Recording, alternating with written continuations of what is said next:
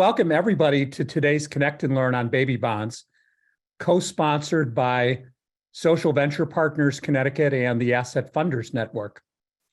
I want to thank SVP board member Rich Wenning for originally suggesting this topic and connecting us with Darrick and David.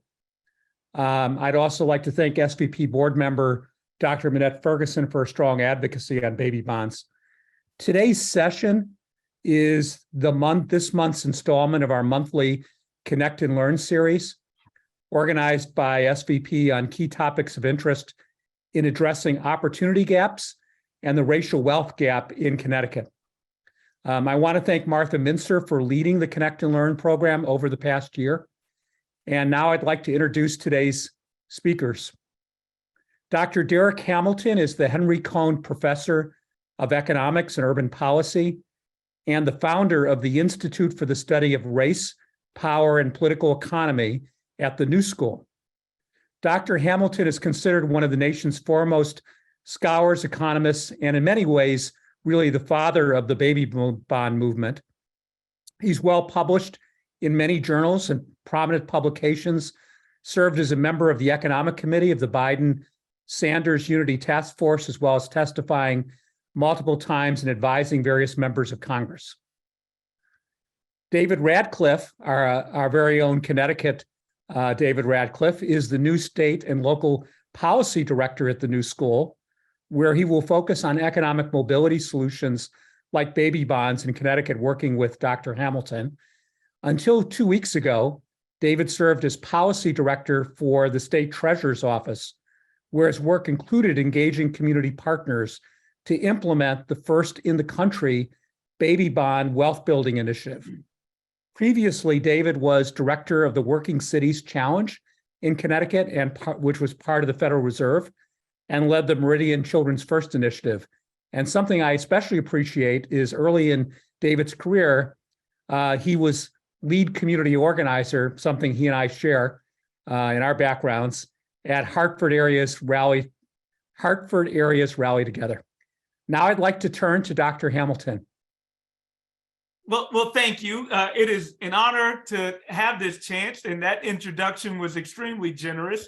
I'll say some opening remarks, and then maybe about 10, 15 minutes, and then pass it over to David. And I'm looking very forward to a lively discussion. And oftentimes the discussions allow us to even bring out ideas that weren't even considered and add to our understandings in better ways than I can present. But let me start with the provocation of where the idea came from. And I dare say that the idea began with as far back as Thomas Paine in 1791, when he described the necessity of not only age-old insurance, which by the way was also a brilliant idea, which is, our modern day social security system, but he talked about almost economic security over the life course and said that when young people become adults and begin their lifetime of adulthood, it is important to begin with a nest egg of resources in doing so. And at that time, we were largely in an agrarian society. So the concept was grounded in a plot of land. But it is the same conceptual idea that if we're talking about economic security, and whether you believe in markets or not, one thing that is necessary is that there is some base level of resource by which to engage. Anytime somebody engages in a transaction, if there is such a power imbalance that that person has nothing by which to begin, the reality is that they're either subject to exploitation by somebody that does have resources, or they're at the whim of some charitable inkling. So if we want an authentic society for people to reap the rewards of their ingenuity or efforts, I think we need to consider some base level of resources by which to begin. And in the capacity of economic well-being, what better indicator than wealth itself, than the security and the functionality that wealth provides somebody and being able to withstand any type of hardship, any type of shock, whether they know it or not, as well as the capacity to build, the capacity to invest in something for which there might be a return, not just a one-time return, but a return in perpetuity. So let me give some remarks. Wealth provides financial agency. It provides economic security to take risk and shield against loss. In fact, it is the paramount indicator of economic security and social mobility. But as I was describing, we think about it as an outcome, but its essence is functional, what it can do for you. We also know that wealthier families are better positioned to do a host of activities: finance elite education, access capital to start a business, reside in higher amenity neighborhoods to provide all sorts of benefits, exert political influence, purchase better counsel if confronted with an expensive legal system, leave bequests to their children, withstand hardship, including a global pandemic. And how is wealth created? Well, one critical ingredient is wealth itself. Wealth begets more wealth. In this country, if we think about a macro context, we've gotten to the point where the distribution is so uneven that it's dysfunctional. It's literally anti-democratic, that those with so much wealth and those with so little wealth have limited agency or distorted agency in trying to influence additional policies that can affect us all. If we think about the racial dimension of it, our persistent and enormous racial wealth gap is probably the implicit measure of a racist past, a past in which one group of Americans have been afforded and privileged certain types of political and economic interventions that have afforded them access to resources and the iterative and intergenerational accumulation that comes along with those resources. This contrasts to a history in which Black Americans, Indigenous Americans, and other people of color, whatever capital and even their personhood itself, has never had the political codification to protect it from theft and other malfeasance, and have not had the capital to afford them that intergenerational capacity to build wealth. Yet we frame wealth disparity and the racial wealth gap itself as the result of poor decision-making and poor financial choices on the part of largely Black, Latinx, and poor borrowers in general. I'm going to argue that that framing is wrong. It's wrong because the directional emphasis is wrong. It's more likely that meager economic circumstance, not poor decision-making or deficient knowledge, that meager economic circumstance constrains choice itself and leaves poor borrowers with little to no financial options but to attain and use predatory and abusive financial services. Households with few assets and low incomes are compelled to turn to high-cost financial products. They generally are aware that these products are predatory, but the problem is they don't have alternatives. The sad irony is that those that can least afford finance in times of dire need are often the ones that have to pay the most for that finance. So baby bonds presents a new alternative, a new framework. It becomes a key pillar in a way that seeds people the necessary resources so that they can actualize their freedom. Baby bonds is money being set aside and managed by some public entity, and perhaps we can do it shortly after a person's birth, and it's placed in a trust as an investment for that child's future. Not only that child's future, a future society that's more dynamic and more just. The accounts should be substantial and progressively seeded based on the familiar financial position in which the child is born and grows. When the recipient becomes an adult, they may access that trust and use it towards some wealth-generating activity. So we restrict the use not to be paternalistic, because we're keenly focused on wealth.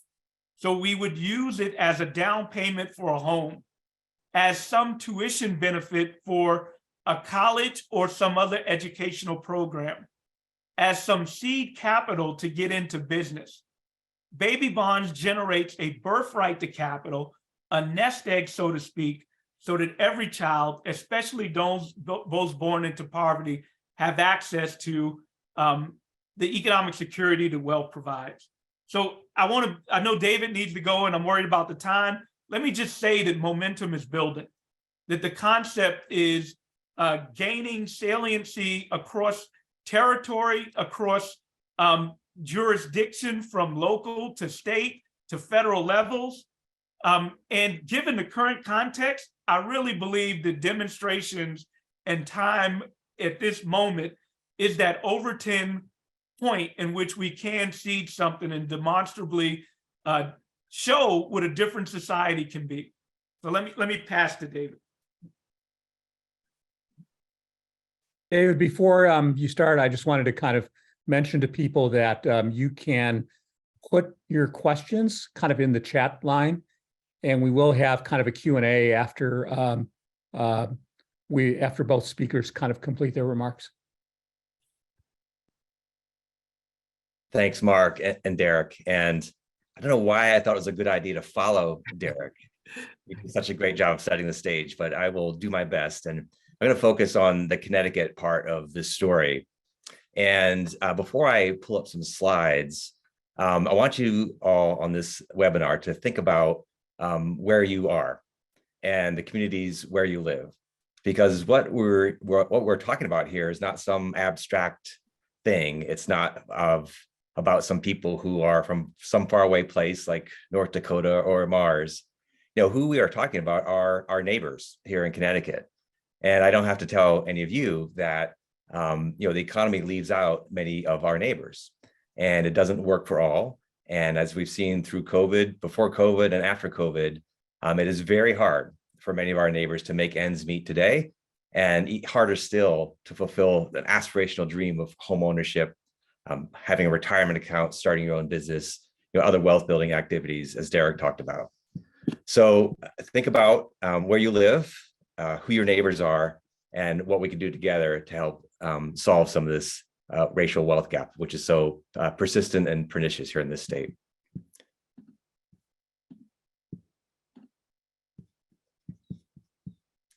Can you see the slides? Yes.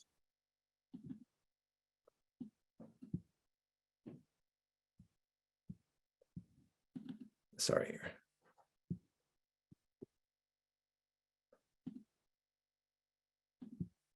Okay, so there are two Connecticut's, which I think is well known by this group, that we have one of the highest income in the country, and also one of the greatest wealth gaps in this country, and particularly the racial wealth gap.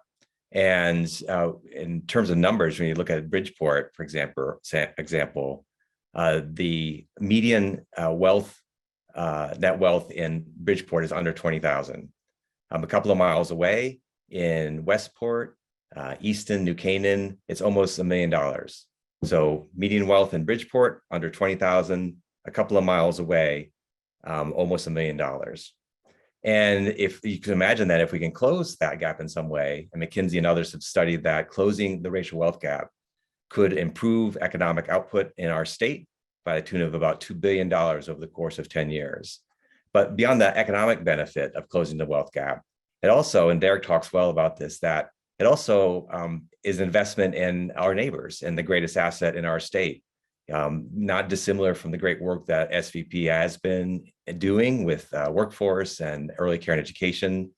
And imagine unleashing the ingenuity, the creativity, the civic engagement that we otherwise leave on the sideline because of what the wealth gap limits and constrains us to.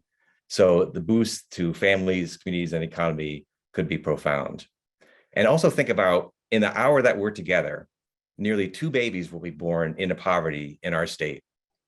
That's 300 a week, almost 16,000 a year. And that represents almost half of all the births in our state. So think of it, 1 out of every 2 babies born in Connecticut will be born into poverty. and which causes us to have to invest in more costly, less effective interventions as that young person gets older. So imagine if we can go upstream and do something to disrupt that otherwise very challenging journey. As I mentioned, the solution of baby bonds is very consistent with SVP's interest in opportunity and the governor's very public interest in growth and opportunity. So when you think about wealth, has a strong relationship and connection to health. And again, you think about maybe a situation in your past or for someone you know and love, that you can think of wealth as a pre-existing condition, right? And if you don't have it, it can be very stressful. And for families that do have wealth, it can improve health and developmental outcomes throughout life, can improve access to resources to promote and support health. And as Darrick talked about, improve one's ability to weather health and economic shocks. So let's talk about Connecticut. In 2021, outgoing treasurer Sean Wooden championed Connecticut baby bonds during the 2021 legislative session. The concept was popularized by our very own Darrick Hamilton, and with federal legislation introduced by Cory Booker of New Jersey and Congresswoman Presley from our northern neighbors in Massachusetts. And on July 1st of 2021, with bipartisan support, with a tremendous engagement from community partners, from legislative leadership, Connecticut became the first in the country to pass baby bonds legislation. Now, we'll say more recently that implementation and funding were delayed 2 years, and we can talk more as I wrap up my slides in a few minutes about the implications of that and how you all can help. So how does it work? So for every baby whose birth is covered by Husky, that's our state Medicaid program, a one-time investment of $3,200 is deposited into a Connecticut baby bond trust, which is invested by the Office of the State Treasurer. And that $3,200 for this $15,600 bursts into Husky comes out to about $50 million a year. And the legislation that passed authorizes those $50 million to be sourced by general obligation bonds for each of the next 12 years. Now, again, it's evident, I'm sure to you, that there are baby bond babies in every one of Connecticut's 169 towns and cities. And so it affects all people in all places where we do our work. The baby bond works so that between the ages of 18 and 30, an eligible young person completes an approved financial literacy course with associated coaching and other things so that they can make a claim for their share of the fund. And the funds can be used for one of 4 research-based wealth building activities, as Darrick discussed. Start or invest in a Connecticut business, buy a home in Connecticut, pay for post-secondary education or training, or save for retirement. So beginning next summer, July 1st of 2023, babies whose births are covered by Husky are automatically allocated a share of the Connecticut Baby Bond Trust. A Connecticut residency is required to make a claim, but it's only required at the time of the claim. So this was designed in a way that recognizes the mobility of our neighbors, not just within and between communities in the state, but also outside of the state. So the birth has to be in Connecticut, and the claim, at the time a claim is made, residency also has to be established, but in between, folks can move around. And also, Huskies are required only at the time of birth. And it's okay if the young person, their family, leave Husky when a claim is made. So just again, at the time of birth. And there are no other additional coverage requirements to be eligible for baby bond. Baby bond distribution eventually does not impact current or future state benefits. And our conversations with our congressional delegation in Connecticut and beyond about having the same be true for federal benefits. Parents don't have to do anything to make sure the baby is enrolled. So again, while enrollment is automatic, awareness is not. And that's where it's going to be really important for us to engage a broad array of partners who are working closely with families already and who have that built-in trust to make sure awareness is early and often. So again, baby bonds is important because it can provide, as Darrick talked about, much more eloquently, startup capital for life, and also inject capital into the many left behind people in places in our state. And of the policy proposals that could close the wealth gap, research suggests that baby bonds can have the greatest effect. But it's not done in isolation. And some of you might be thinking, well, we have college savings accounts. In fact, the Treasurer's Office manages the Chet account, which is a really important opportunity for many families. But to take advantage of that requires having some discretionary dollars to put in a college savings account. And unfortunately, many baby bond eligible families don't have the dollars to set aside for that. So they could be complementary, but they're not the same thing. And relatedly, 2 baby bonds alone won't solve poverty in Connecticut or in any place. That's why it's super important to think about how to build together and stitch together other family health and economic well-being efforts. A couple more slides. Impact of baby bonds. You can think about the out years distribution. So that $3,200 invested when the baby is born over the course of 18 years will accrue interest. So the eventual distribution will be between $10,000 and $12,000. And with inflation, that might not seem like a ton, but that will be $10,000 to $12,000 more than many of these families would otherwise be able to have set aside for these wealth building purposes. But there are also, we believe, some important near-term benefits beyond that tangible out-year benefit. So we believe, and this is based on some research with other sorts of savings accounts, that we could see improved maternal health, including reduced anxiety and depression, an increased family sense of hope and expectations for the future, potentially better financial decisions made today, and then greater civic engagement by parents, and also increased likelihood that the young person will pursue and complete post-secondary education. So finally, last 2 slides. So there are some challenges. As a first in country, we are pioneers, but with that brings some things that we are still learning how to solve for. And it will be important. And again, when I say the we, this means all of you as well, that it's essential that we engage families, community partners, elected leaders, and business leaders early and often. That when you think of the generations that it took to build up and sustain the wealth gap, particularly the racial wealth gap that we have in this state, it will take an equal amount of energy and engagement to unravel that. Relatedly, gathering and sharing data will be really important, not just for learning purposes, but because we need to engage and know who the families are from day one. So we and community partners can be in relationship with these families early and often to not just talk about the baby bonds opportunity, how to make the most of it, but also help address the very real and severe income constraints that families face today. Facilitating these resources that we want the state to continue committing to will be an important way to actually deliver on an opportunity narrative. So it's not just a feel-good opportunity, but it's actually supported and sustained with actual tangible dollars that otherwise are difficult for these families to engage with.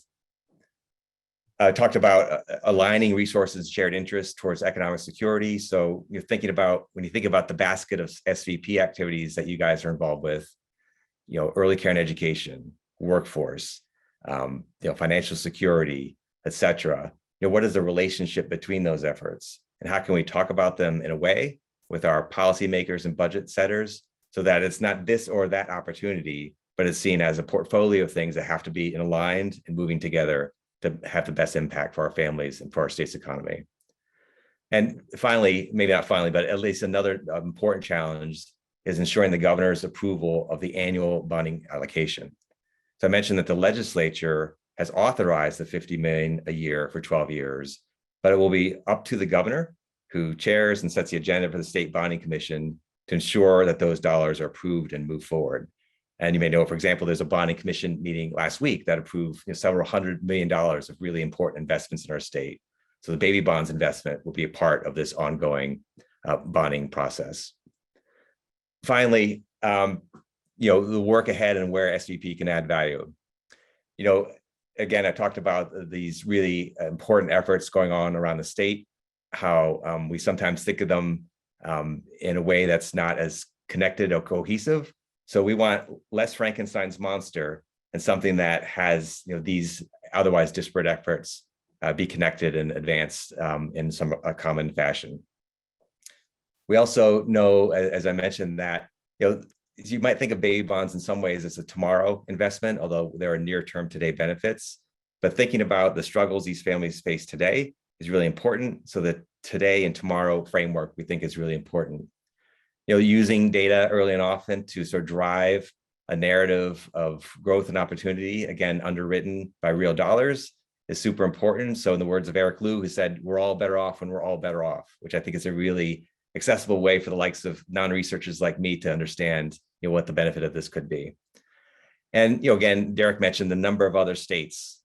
Massachusetts is launching their baby bonds initiative. The state of Washington, Nevada's giving it a look, Maryland, California, Washington, D.C. There's a lot to learn in partnership with our peers. So as you think about the relationships you have beyond our state borders, I think there's a lot of power and learning that we could bring from beyond.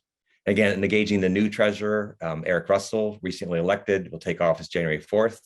He's a strong, keen ally for baby bonds, and we intend to work closely with him and the Institute to provide sort of that external muscle to help him do the inside work that will be necessary to continue engagement with the legislature and the governor. And you'll have other ideas, I'm sure, on how we could work together. So with that, I slide into home plate and await your wild applause and tremendous questions. David, before we get into the Q&A, I'd love for you and Darrick to talk just a little bit about kind of the challenges in Connecticut of getting this program kind of off the ground in terms of, getting the bond allocation. What do you see as some of the kind of politics of it, and what needs to happen around the state in order to get this program kind of actually happening? So I'll start, then Darrick, if you want to add. So the program is actually happening. So this is legislation that was passed and authorized by the state legislature in 2021. The thing that changed, though, is the timing of when it's implemented. So a lot of what the treasurer's office has been doing the past year and will continue to do is sort of setting up the internal and external infrastructure to be able to receive the data and to engage families and set up the mechanics of the trust, the investment vehicles, so forth. The thing that still has to happen, though, and I think this is a vulnerability, not just of Connecticut baby bonds, but other investments that require a multi-year long-term investment. That you think about, the leaders who help bring Connecticut baby bonds to life. It's very likely that in 18 years, when the first accounts are drawn from, that those leaders probably won't be in their same positions, hopefully in different, better, more powerful positions. So this has to be built for the long run, which is why it's important to repeat early and often, not just the long-term benefits, but also the short-term outcomes to show the benefit and payoff and the return on investment of this $50 million annual investment. And then finally, I'll say that, so the legislature, we believe, has done their job, and we'll have to continue to show continued support for that. Community leaders and advocates have done their job, and it's really the governors who, at the summer 2024 bonding commission meeting needs to include that first tranche of $50 million on that bonding committee agenda. And we can talk more detail about, the conversations had to date and what could happen. But, this again fits in with what he's been very strong and committed to in terms of the growth and opportunity agenda for this state. And notably, when you look at the work of the Governor's Workforce Council, which is a close complement to something like baby bonds. When you look at the Community Investment Fund, which is a $150 million annual authorization for 5 years to invest in our forgotten places, that this fits in very nicely with that. So we're hopeful and encouraged that the governor will support this when the time comes. And if I could add a quick couple of points, which is my normative perspective is one that the role of philanthropy is not necessarily to replace the public sector, but the role of philanthropy is to innovate, demonstrate, develop momentum, develop movement, and perhaps even put political pressure or cover for the public sector to do what they need to do. So here we have an example where if there is the concern, as David pointed out, that a program could be vulnerable over this long gestation to politics. The people that actually legislated won't be perhaps in that position when the payments go out, or that other politicians may come in and disband the program. what if we started demonstrating right away the benefits of what baby bonds can do with an older cohort, and show proof of concept? That puts a whole lot of pressure on existing legislators and administrators to make sure the viability of the program. So I think this creates a window, not only to innovate and show how the concept can work with other programs, but also to build that political momentum and pressure to ensure that the work from the legislators will actually come to bear at the end. It's a really interesting idea, Darrick. Especially since we have another organization, Connecticut 4CT, that does look at those kinds of things in terms of cash distribution and so on, programmatically, and that could be a role that philanthropy could play. I want to turn to a few of the people who put questions in the chat line, and I don't know if we can, Camille, if we can see them if I call on them. So we'll try that. If not, I can state the question. Scott Gentry.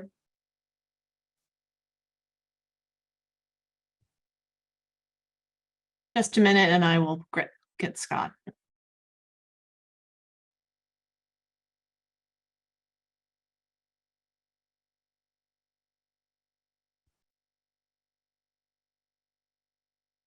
Scott, would you like to, you see you're not on video, but would you like to ask your question?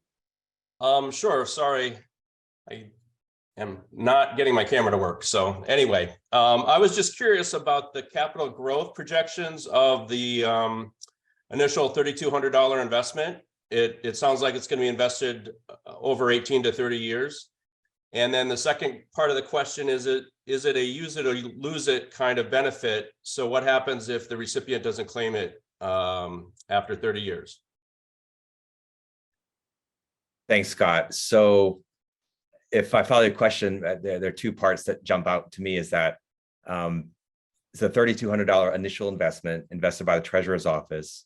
The assumed rate of return is 6.9%, which is similar to what we anticipate for the investment in the state employee pension accounts, and that is what gets you to the $10,000 to $12,000 if the young person makes it to claim at 18. Again, there's not a requirement the young person claims at 18. In fact, if they want to wait, they could, and that money would continue to accrue interest up until age 30.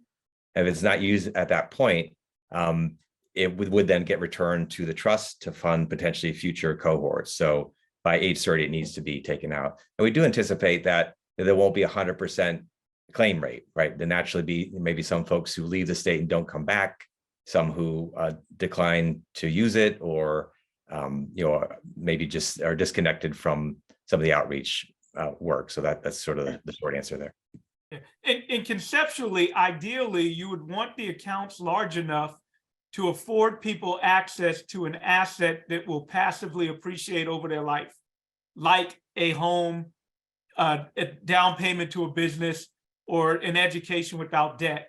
But we recognize that states have fiscal constraints that perhaps the federal government is able to overcome because of their size and mechanism of finance. So we say that with the understanding that there's more constraints on states and localities than there is government. But even the act of Connecticut, I dare say that a lot of the activity that's taken place in other parts of the country is probably spurred by, at least in part, Connecticut being a first mover.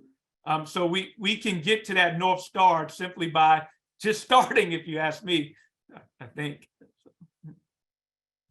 Great, thanks. Great. Next, we'd like to turn to Marilee Maranta Sanchez. Marilee, could you ask your question?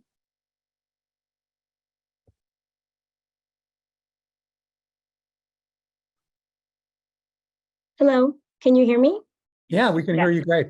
Hi, thank you so much for this informative talk. I was just curious about if you can talk a little bit about the work behind ensuring that the state benefits, entitlement benefits, social safety net benefits weren't impacted or won't be impacted by the participation in the program. Sure. Well, the state legislation, as authorized, has a line in there that the distribution would not count towards asset considerations that might be part of, say, financial aid application, nor would it count against any other state benefits that the family, in terms of like household income, that a family might otherwise be eligible for.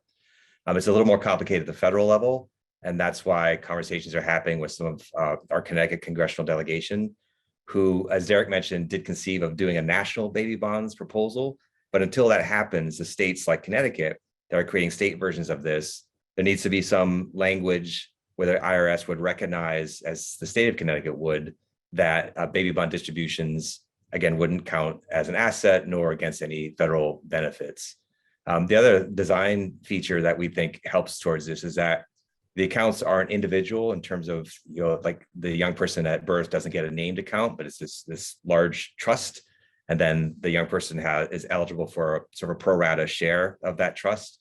And the distribution that would go to a third party is the ideal. So, in the case of home ownership, that might go towards the lender. In terms of higher education, it might go towards the training institute directly, so that it doesn't show up sort of on the balance sheet for the young person.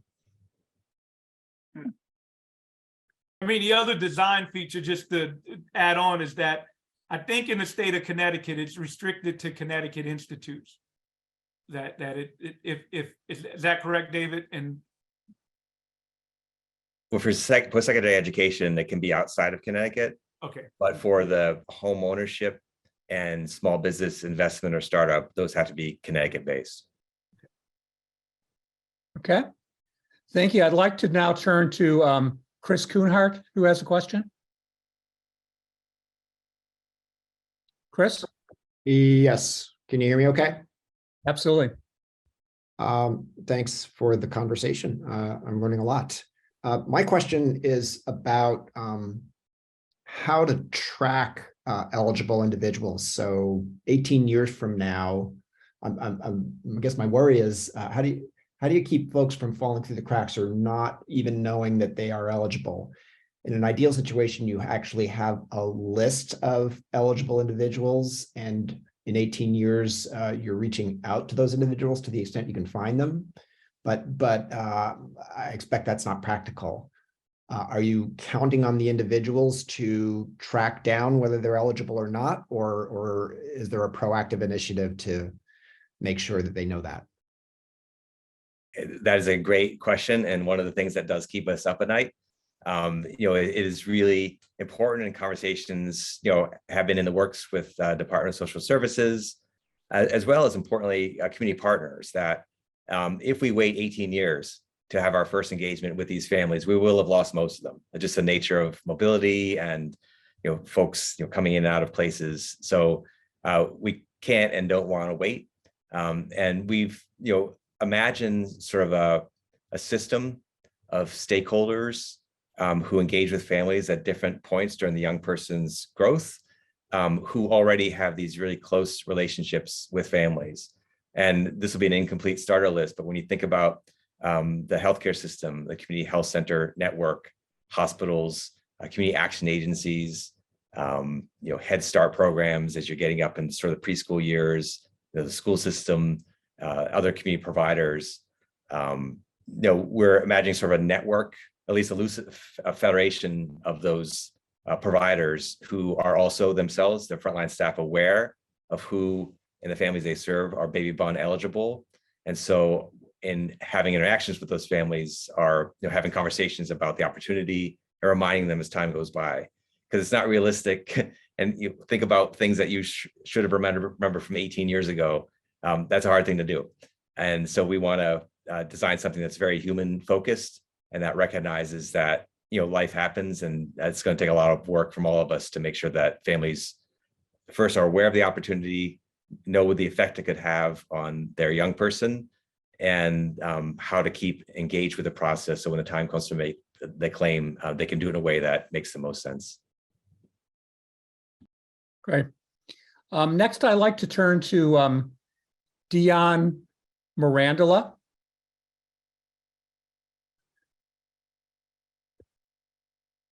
Dion, would you like to ask your question?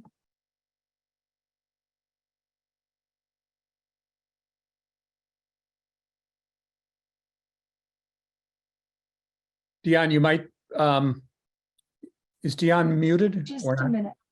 Okay, there you go.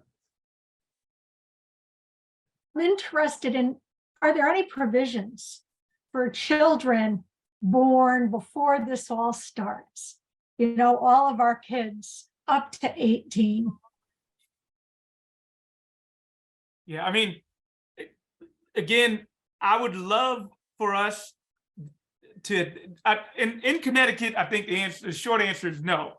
But if we were to have an ideal, I think it would be, there's no reason that we would have to start at birth. There's some benefits to having that trajectory, both in terms of expectations of the families and the child, as well as building the accounts up.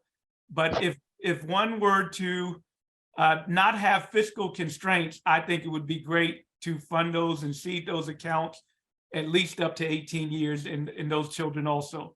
And you know, another effect would be it would provide political pressure to make sure the program has viability.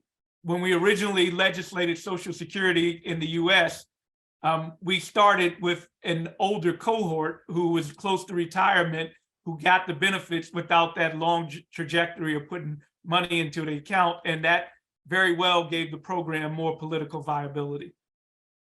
Yeah, it would be very interesting, wouldn't it, for philanthropy to actually do, as you were suggesting, Darrick, some, you know, kind of cohorts of you know, youth that were older and really start to demonstrate the value of this program to build kind of support for future generations.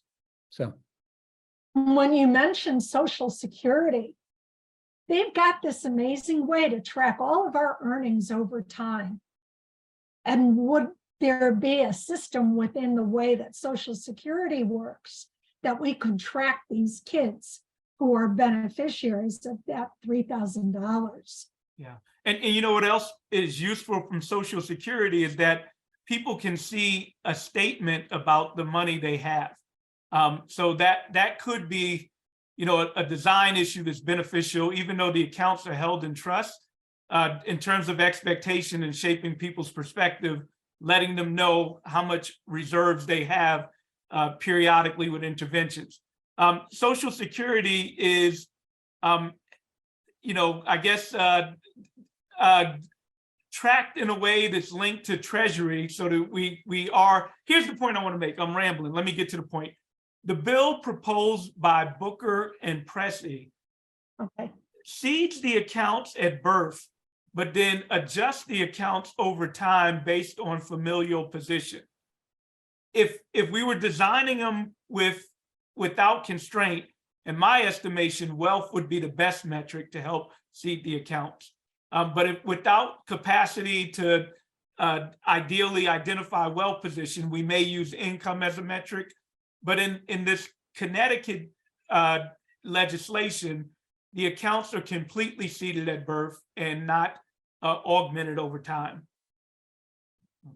Oh, the opportunity to teach here will keep everybody busy 28 hours a day. Yeah. thank you so much, Dion. I'd like to now turn to Jim Lisher, who has a question.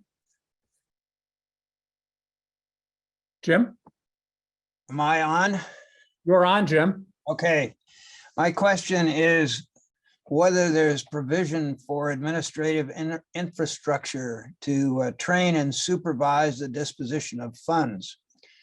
I was on the board of a group in New York City called the Bridge Fund, whose job it was to prevent homelessness from the working poor. But basically, at the end of the day, the secret sauce was not the funding itself, but the training for how to manage capital and expenses.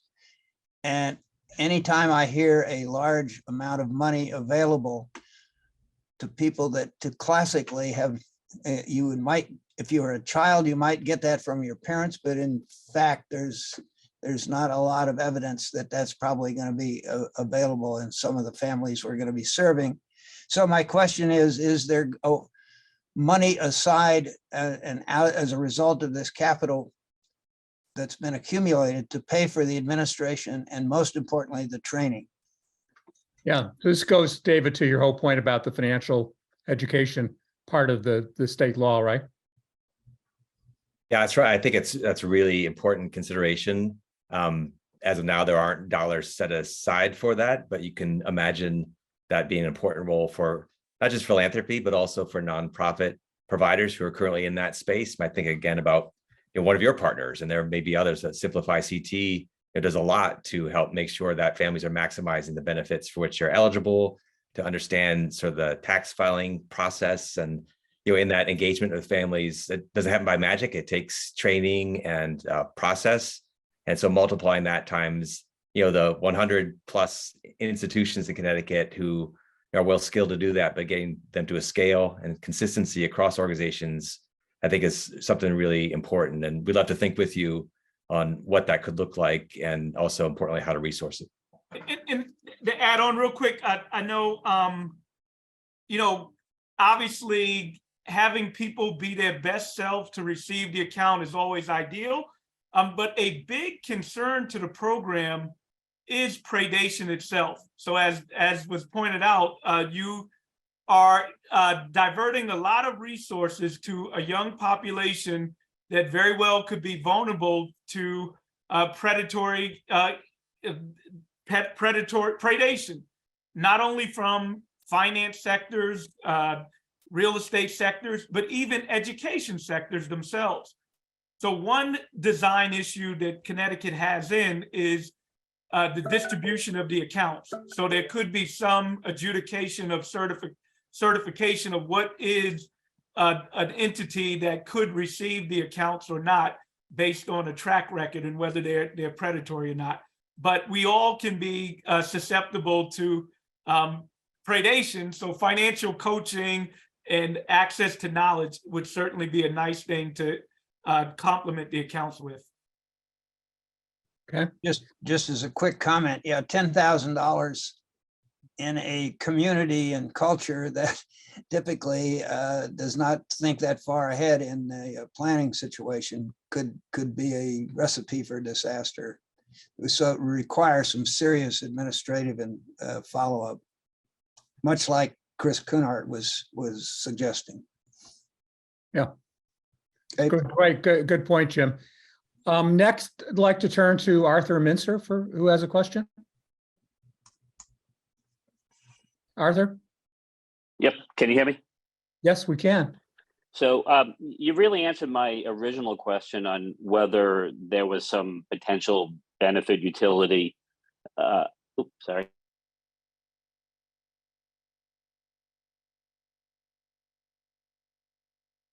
We just lost you, Arthur. Oh, sorry.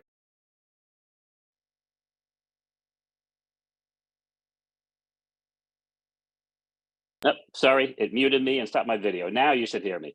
Okay, so I will start again.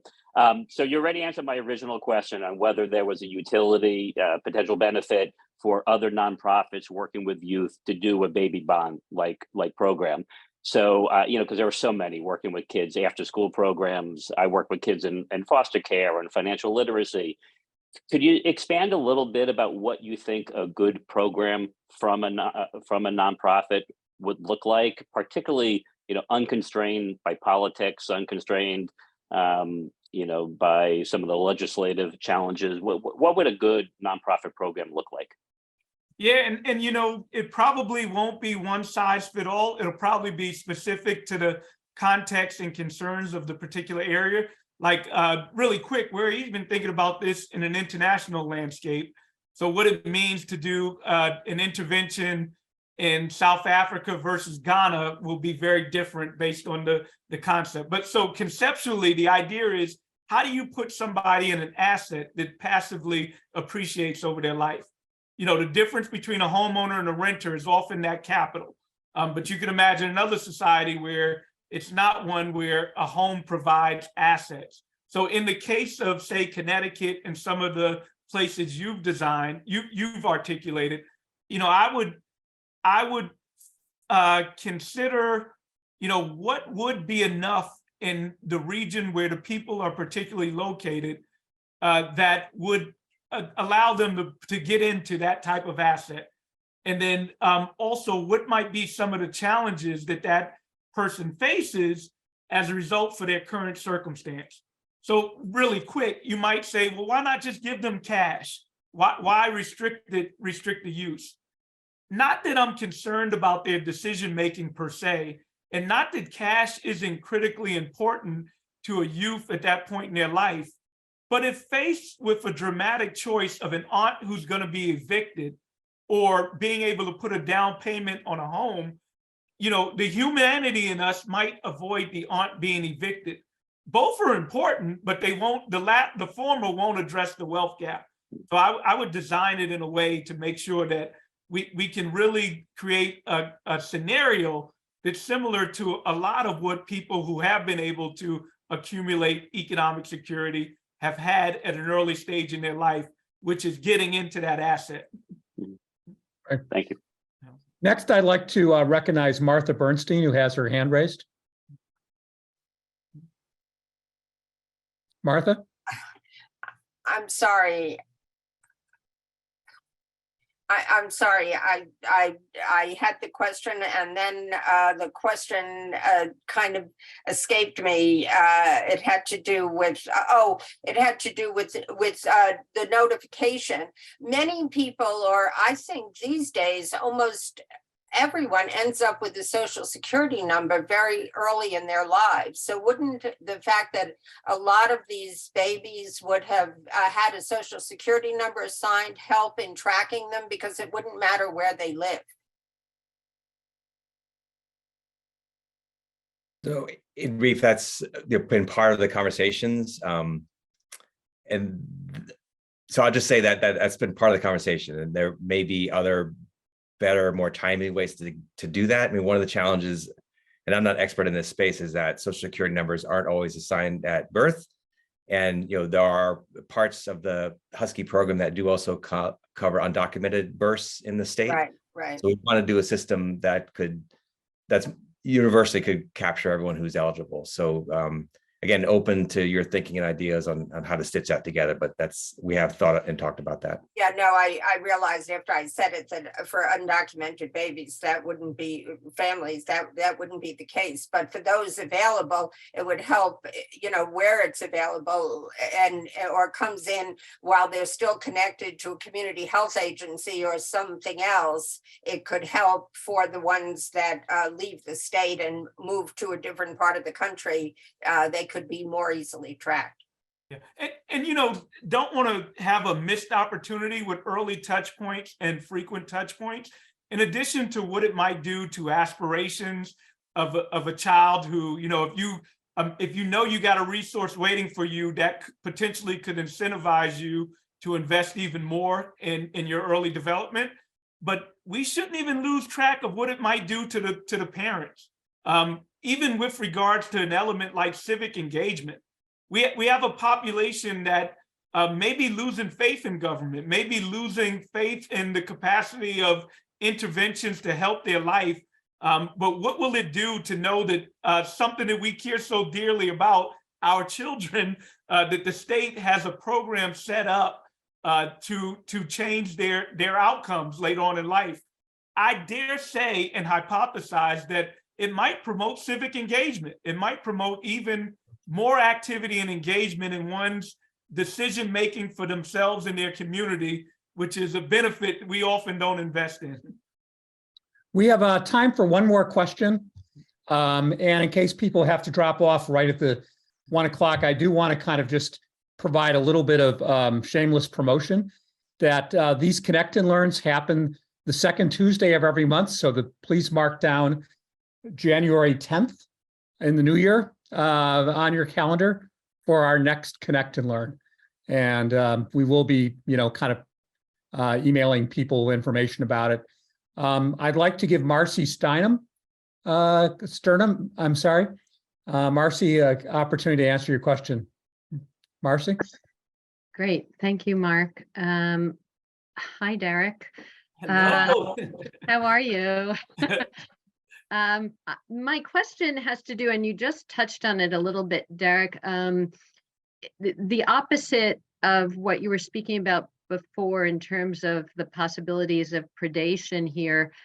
And I'm turning my attention to what incentivizing behaviors this might generate. So I'm curious if you've considered a mechanism in the bonding structure that would accept contributions from the family into the child's fund, you know, to incentivize the family. I think for a lot of families of, you know, challenged economic means, it's really hard to start a savings program. But if there's already something that they can contribute to, you feel more hopeful that what little bit you can contribute will be meaningful. Is there anything in the way the bonding structure is done that would allow that contribution from the family? Yeah, and you know, the answer to this question is at least in part a design issue for various entities to consider when constructing the program. I'll give you my perspective. My perspective is there are child savings account programs that have been put in place and that have been demonstrations, and I would see those as complements to baby bonds, but not necessarily substitutes, because they're intended to do similar but different things. You know, on the one hand, it's a good idea to set up structures where poorer people can actually save. Like literally having an account is a benefit that we may take for granted that there's certain segments of the population don't have. And if we do things like match, it might incentivize behaviors for them to match, but there's also a risk. And that risk is almost definitionally, we're talking about a subsistence population, a population that does not have a lot of income. So in that well-intended incentive to encourage them to save, are they foregoing other things that they may need in their daily life? And I'll be dramatic just to make the point, like formula milk. And I know that's dramatic, but that's intended to make the point that this is a population that's faced with trade-offs, and is the issue of their economic well-being a savings behavior or an endowment? Well, one, it could be both. And at the very least, they should have mechanisms to save. But baby bonds, somewhat in a counterintuitive American policy way, is intended to, I dare use this word also just to, again, be dramatic and make the point, divorce children from the family circumstances in which they're born. In other words, regardless of whether the parents save or don't save, we as a state say that you just as a birthright are going to have reserved this amount of resource that you can actually be able to translate into some benefit and get into the benefit of wealth accumulation. So in summation, they're not necessarily either or, but I think it's useful to not have mission creep and make sure that we're focused on the main thing with baby bonds, which is the endowment itself. Great, Right. thank you. Yeah. I want to respect everybody's time, but I want to kind of give a huge thank you to Darrick Hamilton and David Radcliffe for the tireless work that you're doing on this really important opportunity, you know, that could really have a big impact on the wealth gap and the racial wealth gap in America and in our states. So, and thank you everybody for participating and listening to this Connect and Learn, and hope to see you back at future Connect and Learn. So everybody have really joyful holidays and a happy and healthy New Year. Yeah, thank you. And David had the tough job because he understood how the program is administered. I get to pontificate about big ideas without doing the real hard work. Well, having the two of you as a team is quite a dynamic duo. So we were very excited to see what happens next from the new school. Thank you.